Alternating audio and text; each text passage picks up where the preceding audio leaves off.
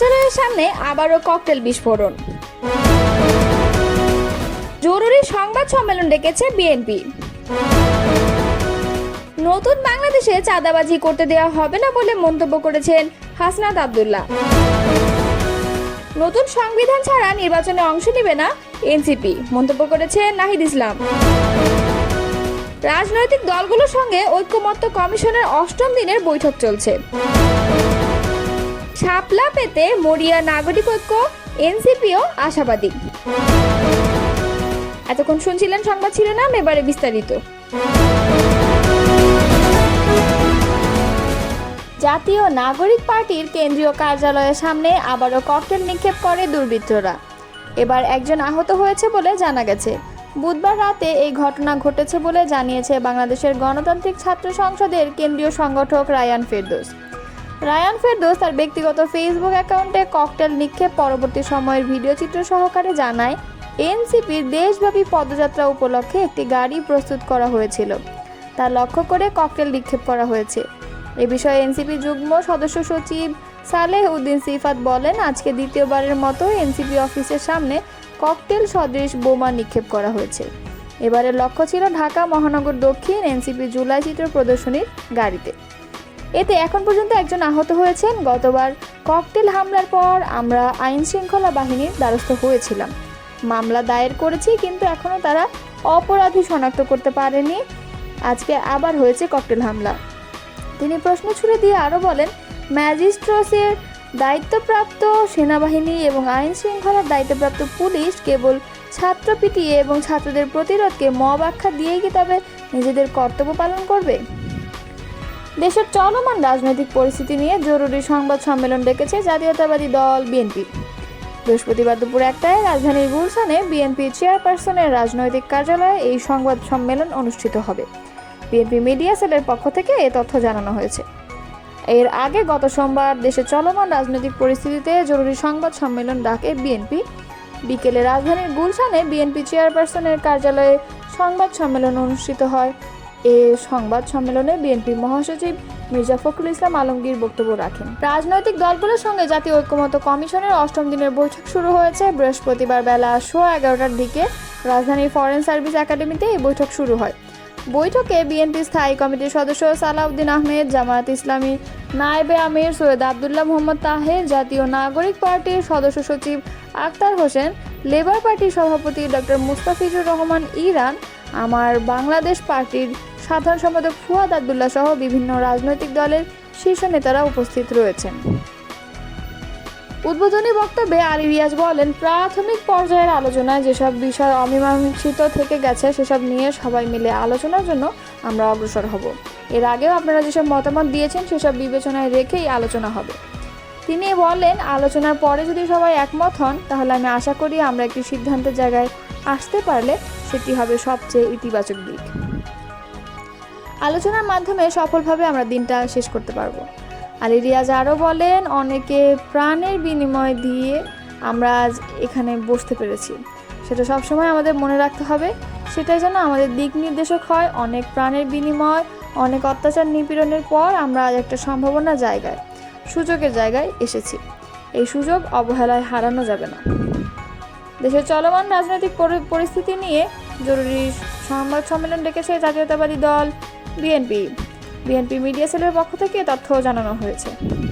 নতুন বাংলাদেশে কাউকে চাঁদাবাজি করতে দেওয়া হবে না বলে মন্তব্য করেছেন জাতীয় নাগরিক পার্টির মুখ্য সংগঠক হাসনাত আব্দুল্লাহ। বুধবার দুপুরে এনসিপির দেশ গড়তে জুলাই পদযাত্রা কর্মসূচির দ্বিতীয় দিনে কুড়িগ্রাম শহরের ঘোষপাড়ার মুক্তিযুদ্ধের স্মৃতি ফলকের সামনে সংক্ষিপ্ত পথসভায় এসব কথা বলেন এনসিপির নেতা। এ সময় হাসনাত আব্দুল্লাহ বলেন, পুলিশ ভাইদেরকে বলতে চাই, আওয়ামী লীগ পুলিশকে দলীয় বানাতে চেয়েছিল, তার পরিণতি দেখেছেন। আপনাদেরকে বলবো, দখলপন্থী না হয়ে বাংলাদেশের গণতান্ত্রিক পুলিশ হয়ে উঠুন। এনসিপির পুলিশের প্রয়োজন নাই। এনসিপি মনে করে জনতা হচ্ছে ক্ষমতা। তিনি আরও বলেন, পুলিশ ভাইদেরকে বলছি, পটিয়ায় যে ঘটনা ঘটেছে এর যদি পুনরাবৃত্তি হয় তাহলে 5 আগস্টের পুনরাবৃত্তি হবে। আমাদের স্বাধীনতা ছিল না, নতুন বাংলাদেশ আর কোনো চাঁদাবাজি করতে দেওয়া হবে না, কোনো দুর্নীতিবাজকে প্রশ্রয় দেওয়া যাবে না। পথসভায় এনসিপির সিনিয়র যুগ্ম আহ্বায়ক সামান্তা শারমিন বলেন, আমরা ঢাকা কেন্দ্রিক রাজনীতি করতে চাই না, আমরা চাই প্রতি জেলায় উপজেলায় ছড়িয়ে পড়তে। আমরা আপনাদের সহযোগিতায় এই রাষ্ট্র পুনর্গঠনের দায়িত্ব নিয়েছি। এনসিপির সিনিয়র যুগ্ম সচিব ডক্টর তাসনিম জারা বলেন, আমাদের জেলায় চিকিৎসা নিশ্চিত করতে হবে, এখানকার মানুষ যেন ঢাকায় না যায়। রাজারহাটে ইঞ্জিনিয়ারিং ইনস্টিটিউট যাতে হয়, এখানকার ছেলেমেয়েরা যেন লেখাপড়া করতে পারে। আপনারা আমাদের সাথে থাকবেন। দলের উত্তরাঞ্চলের মুখ্য সংগঠক সাজিদ আলম বলেন, যারা চাঁদাবাজি করে, দখলদারিত্ব করে, ক্ষমতার অপব্যবহার করে, মামলা বাণিজ্য করে, লুটপাট করে, তারা যেন আপনাদের নেতা না হয়। তাদের মাধ্যমে আপনাদের ভাগ্যের চাকা পরিবর্তন হবে না। আমরা বিশ্বাস করি আপনারা সেই সংগ্রামী, সেই বিপ্লবী, আপনারা হচ্ছেন সেই কুড়িগ্রামের মানুষ। সেই পরিচয় আগামীর বাংলাদেশ অবশ্যই আপনারা দিবেন। জাতীয় নাগরিক পার্টি আহ্বায়ক নাহিদ ইসলাম বলেছেন, বর্তমানের এই সংবিধান আওয়ামী সংবিধান, এটি সংস্কার করে নতুন সংবিধান প্রণয়ন করতে হবে। মৌলিক সংস্কার, নতুন সংবিধান আর হাসিনার বিচার ছাড়া নির্বাচন হলে এনসিপি অংশগ্রহণ করবে না, আর সেই নির্বাচন দেশের মানুষও মেনে নেবে না। বুধবার সন্ধ্যায় লালমনিরহাট শহরের মিশন মোড়ে জুলাই পদযাত্রা শেষে পথসভায় প্রধান অতিথির বক্তব্যে তিনি এসব কথা বলেন।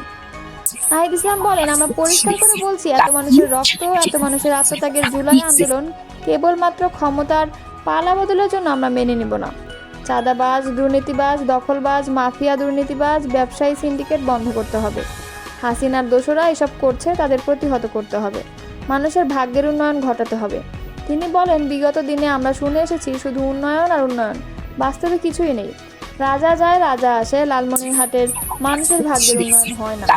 তিস্তা নদীর ন্যায্য হিস্সা আর তিস্তা নদীর পানি যথাযথ ব্যবহার করার সুযোগ না থাকায় পুরো উত্তরাঞ্চল অবহেলিত রয়েছে। খুব দ্রুত নদী ও সীমান্ত সুরক্ষা আন্দোলন শুরু করা হবে।